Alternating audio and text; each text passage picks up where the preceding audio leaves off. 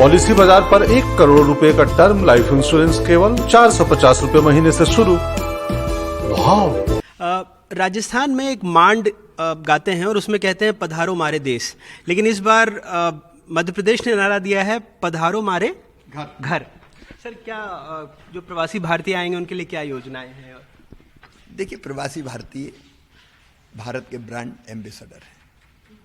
ये वो प्रतिभाएं हैं जो देश से हजारों किलोमीटर दूर रह के भी देश को नहीं भूली, भारत की माटी और भारत की जड़ों से जुड़े हैं और वो भारत की प्रगति और विकास में भी उल्लेखनीय योगदान देते हैं।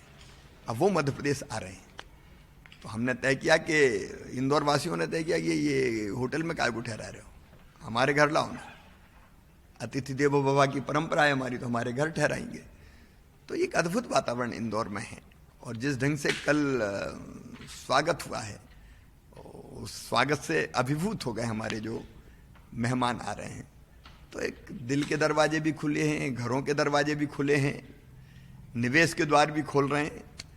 सर, मेरा चूंकि मध्य प्रदेश से ही हैं हम लोग, तो थोड़ा स्वार्थी हो जाते हैं और ज़्यादा फोकस ग्लोबल इन्वेस्टर समिट पर ही है। इसमें मध्य प्रदेश के क्या फोकस एरियाज हैं, किन किन सेक्टर्स को टारगेट किया जा रहा है?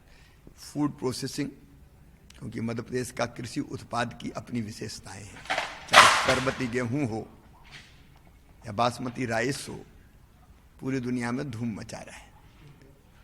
रेडीमेड गारमेंट्स और टेक्सटाइल, रोजगार की अनंत संभावनाएं हैं। IT sector, pharma sector, automobile sector, mining का sector. Madhya Pradesh centrally located है, इसलिए लॉजिस्टिक हब बन सकता है। तो लॉजिस्टिक हब, तो ऐसे अनेकों सेक्टर है जिसमें हम लोग प्रयास कर रहे हैं। टूरिज्म एक अलग सेक्टर है जहां अपार संभावनाएं हैं। सर, 2 सवाल है मेरे। चूंकि एक बासमती पर आपने कहा, तो जीआई टैगिंग को लेकर बहुत कई बार हमारे किसान पिछड़ जा रहे हैं, तो इसके लिए मध्य प्रदेश प्रयासरत है? चिन्नौर चावल को तो मिल गया है, बाकी हम प्रयासरत हैं अभी। सर, आपने टूरिज्म की भी बात की, खास करके जब से कुन्हो वाली बात आई है, तो कुछ प्रवासी भारतीयों को या कुछ लोगों को वहाँ भी, या लोग कब तक उम्मीद करें कि वहाँ पर पर्यटन के लिए जा सकेंगे?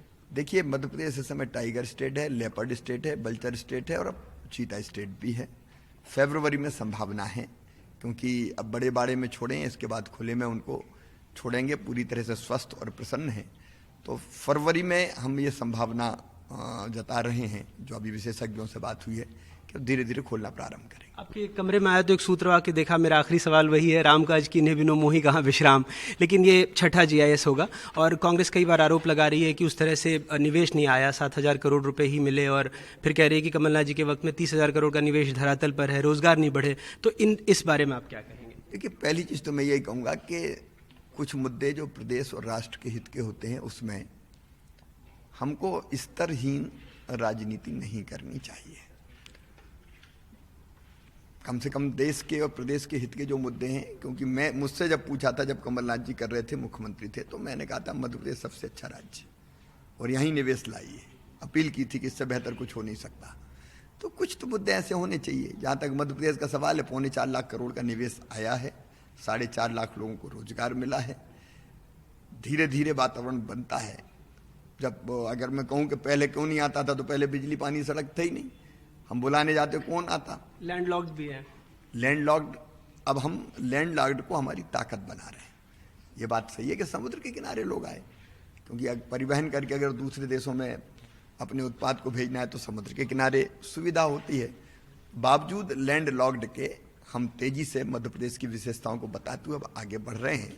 और लॉजिस्टिक हब की जो मैंने बात कही है, वेयर हाउसिंग की, वो लैंडलॉक्ड प्रदेश में इसलिए होगा कि हम सेंट्रली लोकेटेड हैं और आसानी से चारों तरफ बनाए हुए सामान को पहुंचा सकते हैं। एक आखिरी सवाल है सर, चुनावी साल भी है, प्रधानमंत्री जी फिर आ रहे हैं, तो एक सौभाग्य समझते हैं और ये भी कि चुनावी साल में प्रधानमंत्री का दौरा होता है, तो एक आकर्षण उनके प्रति और पार्टी के प्रति बढ़ता ही है। प्रधानमंत्री जी सौभाग्य है, देश के लिए भी, प्रदेश के लिए भी और दुनिया के लिए भी। वो आते हैं तो उनके आने से निश्चित तौर पर प्रदेश को भी लाभ होता है, जनता को भी लाभ होता है। वो मैन ऑफ आइडियाज हैं, वो प्रेरणा है, और इसलिए निश्चित तौर पर मध्य प्रदेश को लाभ होगा। साफ तौर पर मुख्यमंत्री शिवराज सिंह चौहान, बहुत उम्मीद है इन्हें जो global investor summit Madhya Pradesh में हो रही है, और साथ ही सारे प्रवासी भारतीयों का भी स्वागत कर रहे हैं। भोपाल से अनुराग द्वारी, एनडीटीवी इंडिया।